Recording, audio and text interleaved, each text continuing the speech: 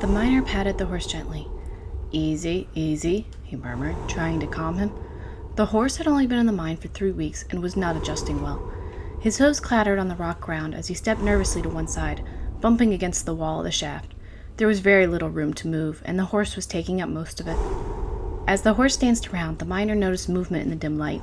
A train of carts was ahead of them, rolling down the tracks. At that moment, the horse broke free and bolted forward. The miner panicked, trying to hit the emergency stop on the tracks, but it was too late. The horse ran directly into the carts. There was nothing the miner could do for it. The horse was dead. His supervisor came by shortly to check on the situation. "Pity about the horse," he said. "Make sure you save the tack." The miner was left with the remains to load into the cart. The horse's legs stuck out as it was rolled out of the mine. It was business as usual in the mines. This story isn't uncommon in the mines. Mining is dangerous work for everyone involved, but since coal is such a hot commodity, they took these risks.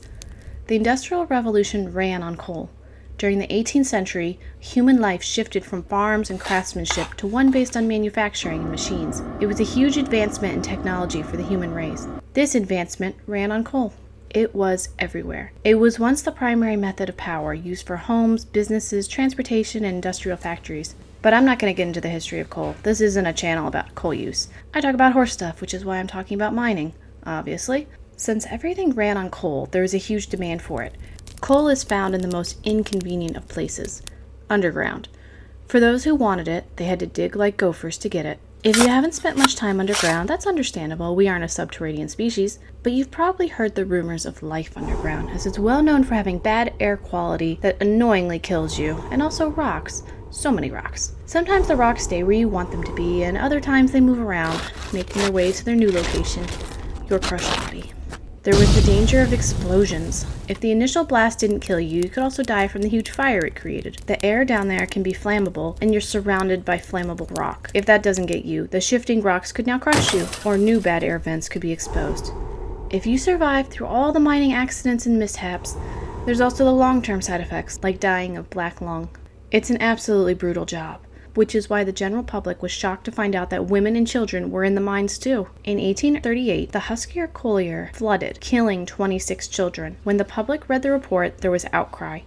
In 1842, a new law prohibited women and children from working in the mines. Boys were banned until they turned 10. I guess boys yearn for the mines, which is why they still play Minecraft today. Once this significant portion of the population was banned, the people making money off the mines realized they didn't have enough labor to reach their quotas. They soon figured out another population: horses. Being animals, they can't form labor unions, and they mostly do as they're told, so they were perfect. They became known as the pit ponies. Their job was simple: haul the empty cart into the mine, pull it back out when it's full. They regularly pulled out 30 tons of coal every day. Although they were called ponies, they actually came in all different sizes. In the bigger mines, draft types would be used. In the smaller mines, they were actual ponies. There was no set breed for a pit pony. Instead, they focused on type: thick, low set, and heavy bodied, with lots of bone and substance. They needed to hold their heads low and be careful with their feet. In the smaller mines, Shetland ponies were extremely popular, and hundreds of thousands of Shetland ponies were shipped to the mines over nearly 2 centuries of coal mining. The mining companies put the horses through a short training to ensure their suitability, which was basically seeing if the horse could pull a cart on rails and be obedient. If they were suitable, they went down to the mines. Many men loved the horses, but others viewed them simply as equipment, there to do their job as fast as possible. Some men shared their lunches with the horses and packed them treats, but others would hit the exact same horses with wood to try to make them work faster. Sometimes fights would break out among the men who had to witness their favorite horse being abused by another. The shifts were about 8 hours long. They would pull 3 carts of coal at a time, with some miners swearing that the horse could count. They said if the horse heard a 4th cart being attached, they would refuse to move. The horses worked in near darkness. They would learn the tunnels by feel, but injuries were common. Heads and backs were often scraped on the low ceiling, with some losing their skin down to the bone. Eye injuries were common. Carts would fail to brake, slamming horses into walls. Rocks would fall. Skin infections from standing in rancid water were common.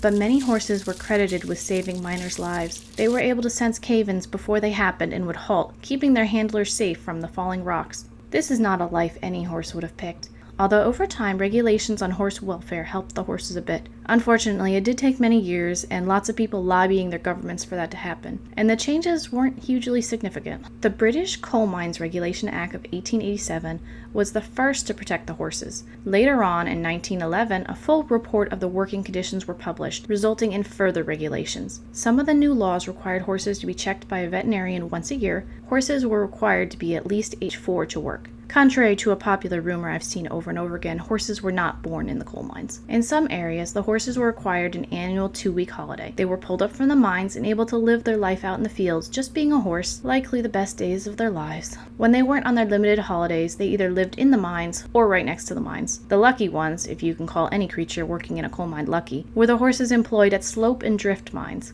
These were the kind of mines where one could simply walk out of. These horses would finish their shifts and head back to their lives above the surface, resting in stalls or even turned out for the night. The unlucky horses lived in shaft mines. These mines were accessed quite literally by a shaft, meaning everyone was lowered into the shaft. The men took elevators. If a horse didn't fit in the elevator, it was bound up and lowered by a strong chain. The logistics of lowering a horse into a shaft are understandably difficult, so these horses had the displeasure of living underground. The height of pony use in Britain was in 1913, and there were 70,000 ponies working in the mines at this time. These numbers dropped down to only 55 ponies in 1984 as the main underground roads began using mechanical haulage and the ponies were only used on secondary roads.